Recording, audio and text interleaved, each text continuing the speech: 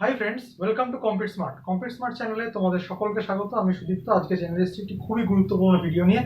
ভিডিওটা প্রথম থেকে শেষ পর্যন্ত দেখো। আশা করি অনেক ক্যান্ডিডেটের প্রশ্নের উত্তর আমি আজকে এই ভিডিওর মধ্যে দিয়ে দিতে পারবো, তাই একটুও স্কিপ না করে কিন্তু প্রথম থেকে শেষ পর্যন্ত ভিডিওটা খুব ভালোভাবে দেখতে থাকো। এখনো পর্যন্ত আমাদের চ্যানেলটাকে যারা সাবস্ক্রাইব করোনি, অবশ্যই চ্যানেলটাকে সাবস্ক্রাইব করে পাশে থাকা বেল আইকনটিকে প্রেস করো, যাতে করে চ্যানেল সংক্রান্ত সমস্ত নোটিফিকেশনগুলো কিন্তু তোমরা খুব সহজেই পেয়ে যাও। তো আজকে আমার মেন ভিডিওটা, অর্থাৎ ভিডিওর মেন যে টপিকটা, সেটা কিন্তু তোমাদের অনেকেরই প্রতীক্ষিত এই ডাব্লিউবিপি 2019কে নিয়ে। ডাব্লিউবিপি 2019কে নিয়ে কিন্তু আজকে আমাদের ভিডিওটা। তোমরা সকলেই জানো যে এই 19-এর যে জয়েনিংটা, সেটা দীর্ঘ টানাপোড়েনের মধ্যে চলছে। কিছু ক্যান্ডিডেট জয়েন হয়েছে, কিছু ক্যান্ডিডেট জয়েন হয়নি। তার প্রধান কারণ হচ্ছে বেশ কিছু ক্যান্ডিডেট কোর্টে কেস করেছিল যারা চাকরিটা পায়নি। তো তাদের কেসের পরিপ্রেক্ষিতেই কিন্তু এতদিন ধরে এই লম্বা প্রসেসটা চলছে। তো লাস্ট যে হিয়ারিংটা, সেটা কিন্তু কোর্টের 19 মার্চ হয়েছিল, ঠিক আছে? তো এখানে তোমাদের একটুখানি আশার আলো আমি দিয়ে রাখি বা সুখবর দিয়ে রাখি যে তোমাদের কিন্তু লাস্ট 12 এপ্রিল তোমাদের কিন্তু ফাইনাল, অর্থাৎ ফাইনাল কিন্তু আদালত রায় দিতে চলেছে। মহামান্য আদালত কিন্তু এই 12 এপ্রিল কিন্তু ফাইনালি রায় দিতে চলেছে যে কি হবে। এবং আমার মনে হয়, ব্যক্তিগত আমার মতামত, এবং শুধুমাত্র ব্যক্তিগত কেন বলবো, আমি যতটুকু যা দেখতে পাচ্ছি, আমাদের চ্যানেলে যে সমস্ত কমেন্টসগুলো আসছে, প্রতিনিয়ত আমার কাছে যে ফোনগুলো আসছে, আমি তাতে করে দেখতে পাচ্ছি যে এই যে রায়টা, এটা যে সমস্ত ক্যান্ডিডেটরা পাস করেছে তাদের পক্ষেই যাবে, এটা বলার জন্য কোনো অপেক্ষা রাখে না।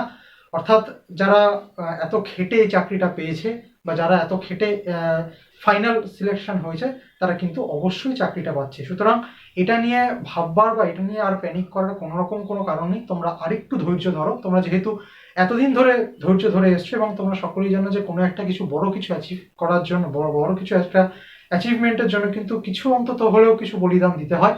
তো ধরে নাও যে তোমরা এই বলিদানটাই তোমরা দিচ্ছ, তোমাদের এইটা কিন্তু একদমই বিফলে যাবে না।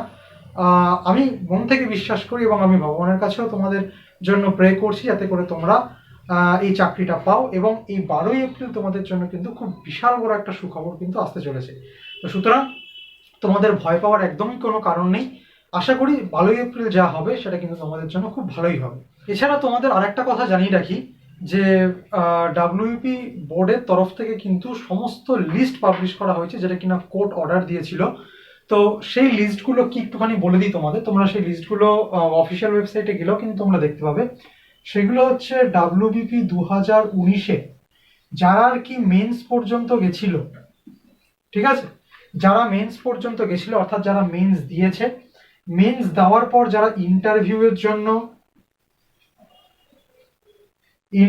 জন্য সিলেক্টেড হয়েছে, অথবা যারা ইন্টারভিউর জন্য সিলেক্টেড হয়নি।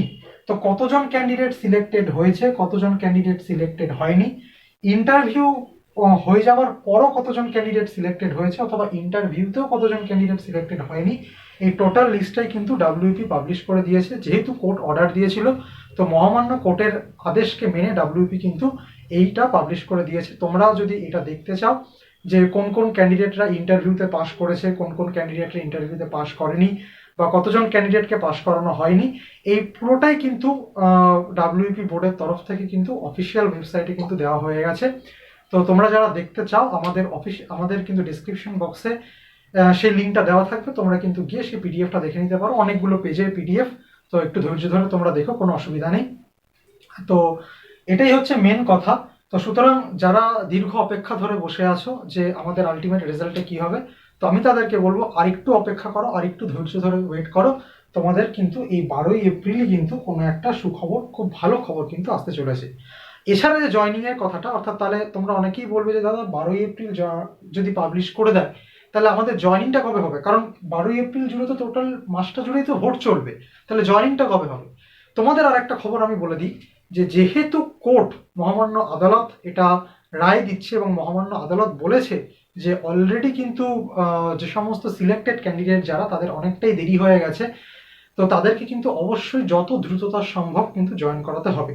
সেখানে কোড অফ কন্ডাক্ট চালু হওয়ার থাকলেও, মানে কোড অফ কন্ডাক্ট চালু থাকলেও কিন্তু যেহেতু মহামান্য কোর্ট অর্ডার দিচ্ছে বা রায় দিয়েছে, সেক্ষেত্রে কিন্তু ডাব্লিউবিপি বোর্ডকে অবশ্যই কিন্তু খুব তাড়াতাড়ি সম্ভব জয়েনিংটা করিয়ে ফেলতে হবে।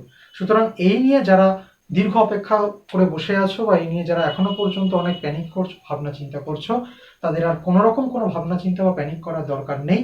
12 এপ্রিল পর্যন্ত তোমরা আরেকটু ধৈর্য ধরে অপেক্ষা করো।